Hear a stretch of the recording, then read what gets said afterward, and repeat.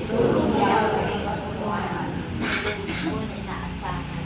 Sa buong pagkakaroon ay pinagtiwalaan. Yahweh, witain ang inyong wagas. At ang ang bayan ng kanyang. Patawad ako sa pagkakasala. Sa sanalian mo ang pagkakasala. Pagkat pag-ibig ko hindi nagmamahal. Ako sa Yahweh ay nagmamahal. Tapos kayo po, ipasa po ng pagkanta.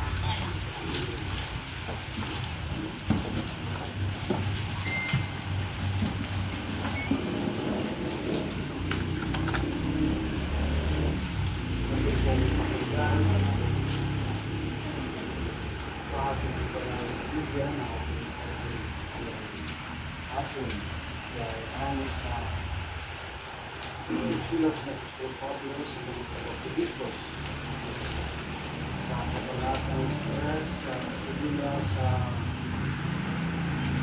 kapalatang 14 hanggang kapalatang 11. Ganito ang kapasal.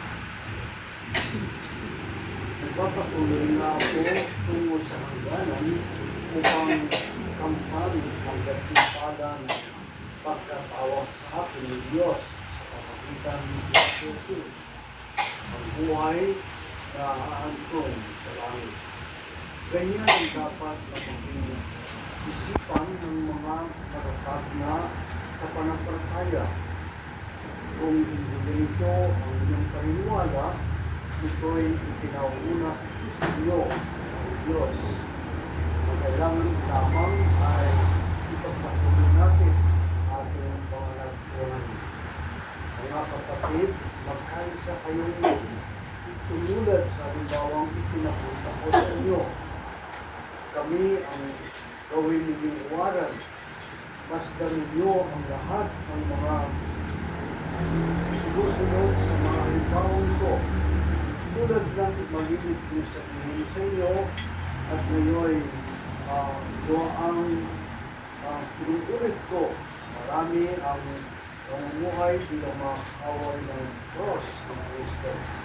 Kapahamakan ang kayo kanila sapagkat ang religious nila ay ang hilig ng kanilang katawan.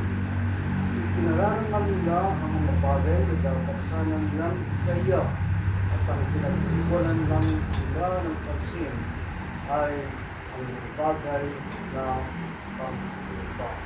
Sa kabilang itapo, ang langit ang tunay nating bayan. Mula roon, hinihintay natin may panlabig ng Panginoon Jesus Kristo ating tagapagligtas.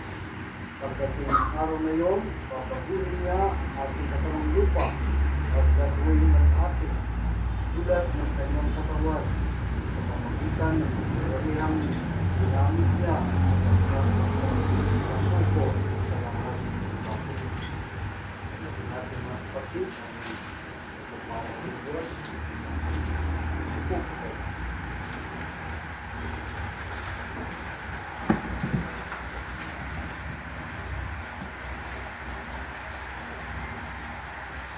Sa lahat ng mga naging alagad ng ating Panginoong Jesus o nabago ang buhay ay kakaiba si Apostol Pablo.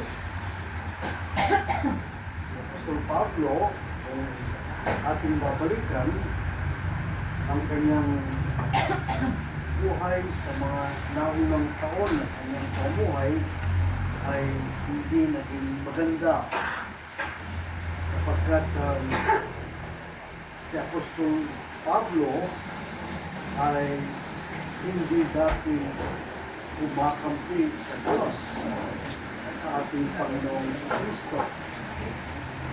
Katunayan, itinuring siyang mamamatay tao sapagkat lahat ng malaman niyang sumasampalataya sa ating Panginoon Kristo ay bibigyan niya ng hindi magandang kaparusahan.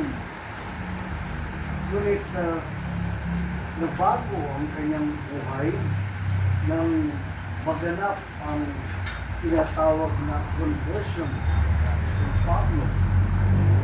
Sapagkat mula sa pagiging makasalanan ay naging matapat siya sa ating Panginoon Jesucristo. At ito yung hindi natin makakalimutan sa buhay ni Apostol Pablo sa atin ngayon. Paano ba natin gusto na tayo ay maalala? Paano ba natin gusto na hindi tayo makakalimutan? O gusto natin hindi tayo makalimutan sa gawaing hindi tugma sa kalooban ng Diyos?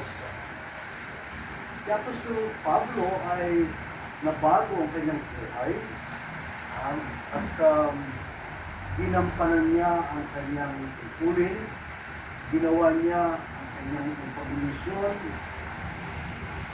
Kung hindi naging madali ang kanyang buhay bago siya na-convert, lalong hindi naging madali ang kanyang buhay nung siya ay na-convert na, sapagkat ang uri ng kanyang paglilingkod na kanyang pinakita at ginawa ay sadyang kakaiba.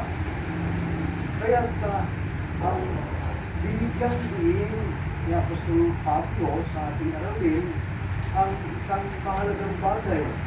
Sabi niya, mga kapatid, magkaisa kayong tumulad sa halimbawang ipinakita ko sa inyo. Kami ang gawin ninyong iwaran. Masdan ninyo ang lahat ng mga sumusunod sa mga halimbawang ito. Si Apostol Pablo ay nagpakita ng isang uri ng buhay at pananampalataya na may katapatan. Isang uri ng buhay na pananampalataya na parang mahirap tapatan. Ngunit, alam niyo mga kapatid, kanyang binigyang diin na nagpakita siya ng katapatan sa ating Panginoong Hesus upang magsilbi siyang halimbawa sa kanyang kapwa mananampalataya. Kaya sabi niya, magkaisa kayong tumulad sa halimbawang ipinakita ko sa inyo. Kami ang gawin ninyo. Sa hapong ito mga kapatid ay ating ginugunita ang kaarawan ating limang kapatid ko sa Kuyaw. At alam niyo, noong unang kataon ng Magistino ako dito, noon talagang grabe yung schedule ng sacrificial services. Gising na kami ng alas 3 dahil mayroon nang nag-schedule ng alas 4 madaling araw. Tapos sa hapon naman, kung minsan alas 4, mayroon nang nag-schedule ng tumubig. At alam nyo, pagka talagang hindi ko na kaya, ipuntahan ko na si Alambek. Alambek, hindi ko na kaya sa susunod na service. Pwede bang ikaw na akseno? Kaya salit sila ni Mrs. De Guzman. Dalawa sila na pumapayan sa akin kapag hindi ko na kaya.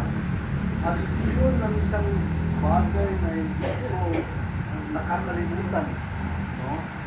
Kahit biglayin mo siya, okay lang sa kanya. Sapagkat nandun yung pagpapakita niya ng katapatan sa ating Panginoon at kanyang katapatan sa kanyang paglilingkod sa Diyos. Isang napakagandang halimbawa katulad ng sinasabi ni Apostol Pablo. Nalampet, ang maaalala natin ay isang simpleng tao ngunit nagsisilbing halimbawa ang kanyang buhay sa babae. Kaya sa paghilinga natin sa kanyang arawan, alay din natin ang magpasalamat sa Diyos sapagkat nagkaroon tayo ng isang palataya na nagpakita ng katapangan sa Panginoon kapwa